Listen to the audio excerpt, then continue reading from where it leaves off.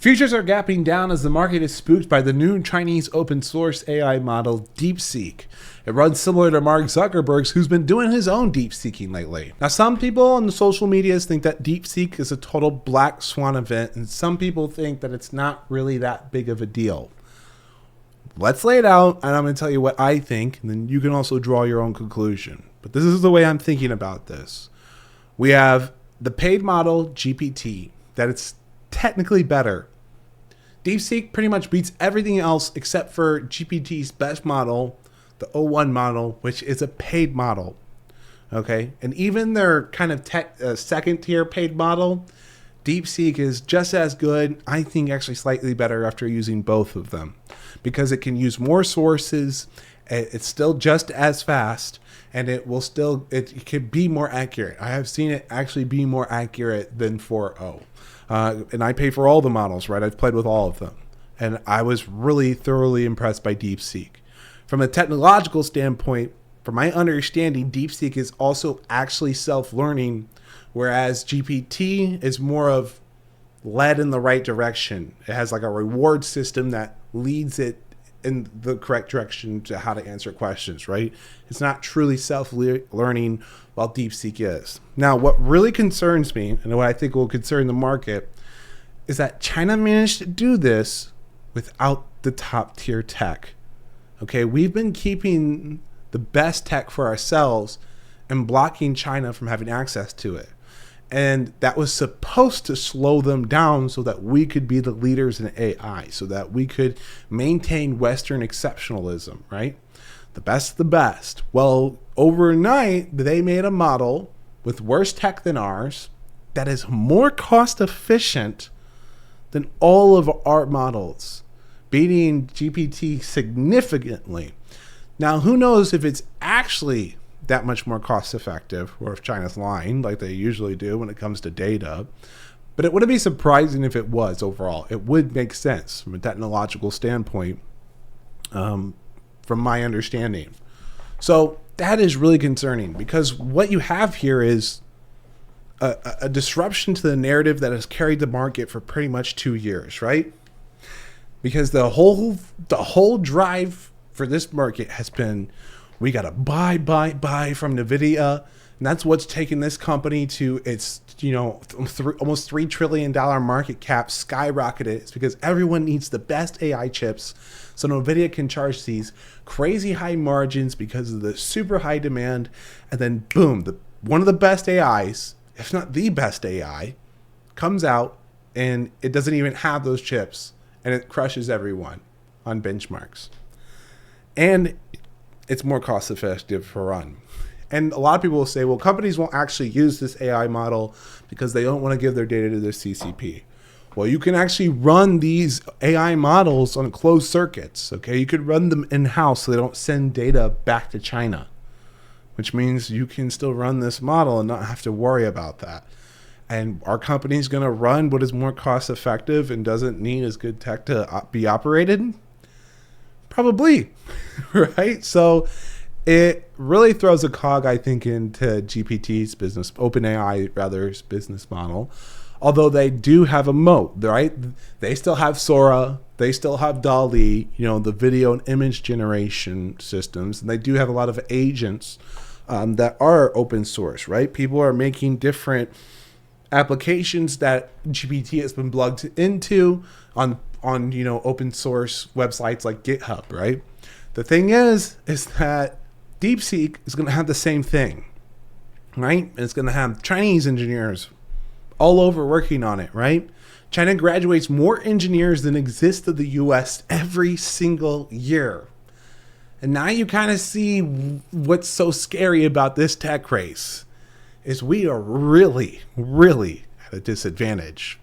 So my opinion is that this will be significant, and this will cause a significant change in the narrative. However, lots of companies are not going to be affected. Like if you're in the cloud space, or if you're on the data hub, and all you do is just run these AI models for these companies, you're going to be fine, right? It doesn't matter what AI model is most popular.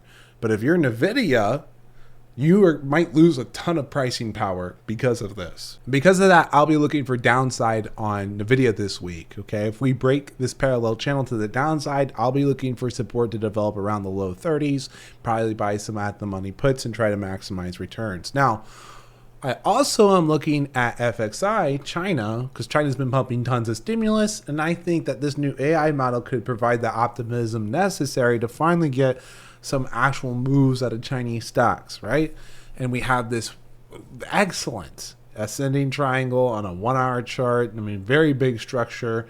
If we get a breakout here, we could get a nice pump. I'll be also looking for some at the money positions there.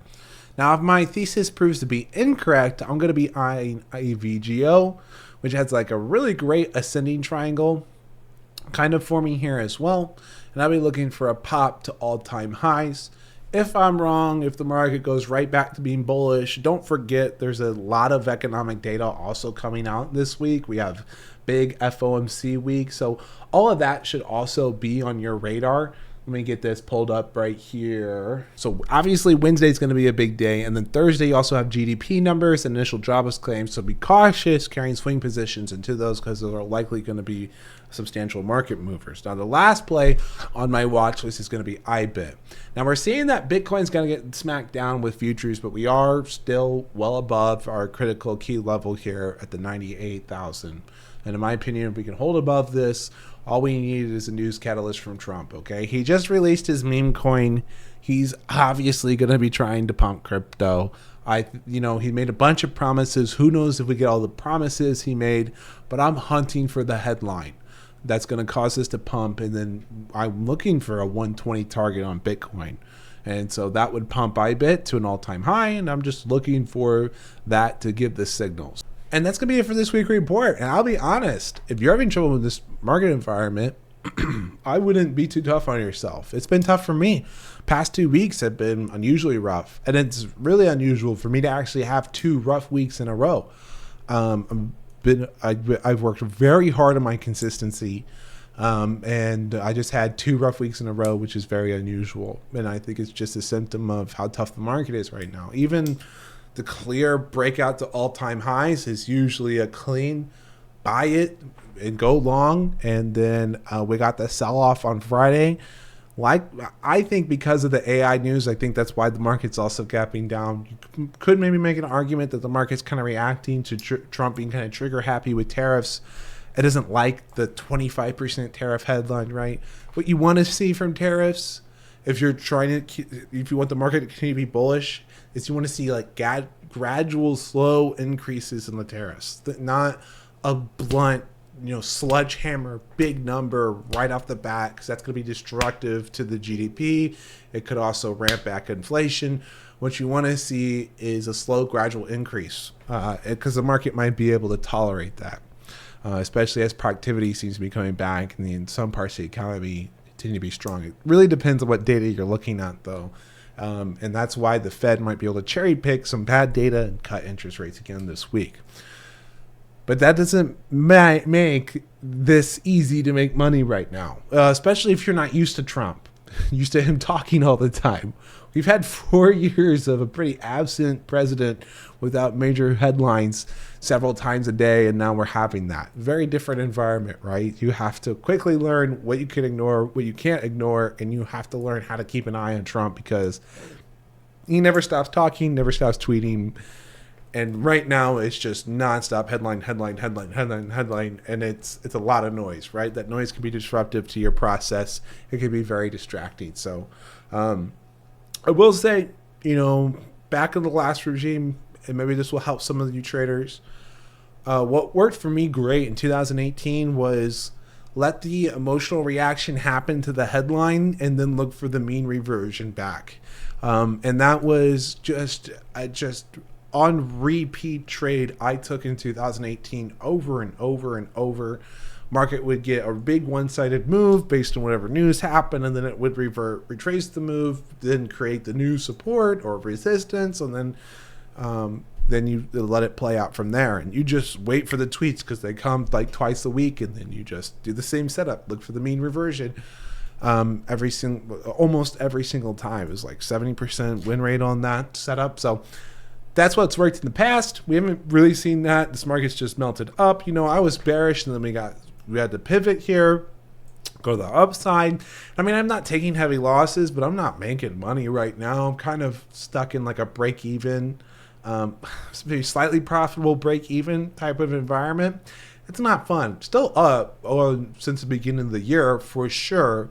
But the past 2 weeks have been just bleh. And so as someone who's worked very hard to be consistently profitable, it's unusual for me to have 2 rough weeks in a row. So I just want to say, for some of you who might be newer or something, if you're having difficulty in this market environment, you're not alone, and you're not going to make money all the time. It's about what you're looking for is profitability over the aggregate, right? Everyone, no matter how good you are, no matter what people say online, well, I can consistently make money every single day. No, they do not. That does not happen. That doesn't happen for anyone. I don't care if they work for the biggest hedge fund in the world or the biggest bank. It doesn't matter. They're all human, and they all have periods of time where it's a bit rougher, right?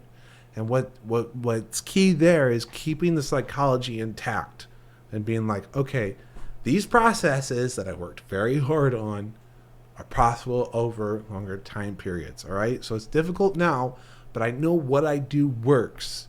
So I just need to stick to the plan, continue what I've been doing, and let it come back to me. Maybe even size down the positions and let that confidence come back as well. If you're struggling with that, that's another thing. Experience comes into play, because for me, where my head's at after 2 rougher weeks, granted, I haven't taken like huge losses. I'm still up on the year, but where my head's at is I've just been doing this so long. Even if I had taken huge losses, I've built back from huge losses multiple times. I've blown up accounts multiple times. I've still come back from that. Even after losing so much money in my early days, I'm still massively profitable overall, several times over. And so that builds its own confidence, right? That performance builds its own confidence. But if you don't have that, it's a lot harder to stay positive. But you have to stay positive. Even if the market gets bearish, you can be positive about being bearish. You can be positive about the opportunities that are there, and there's going to be infinite opportunities. So if you're struggling, it's okay to take a break. It's okay to size down on positions. It's okay to wait until you see a signal that seems really strong to you. All of that. Anyways, I don't want to drone on too long and get boring, and I probably lost half of you 20 seconds into that. So I'll end it here. And I just want to say, God bless, stay positive. I'll see you in the next video.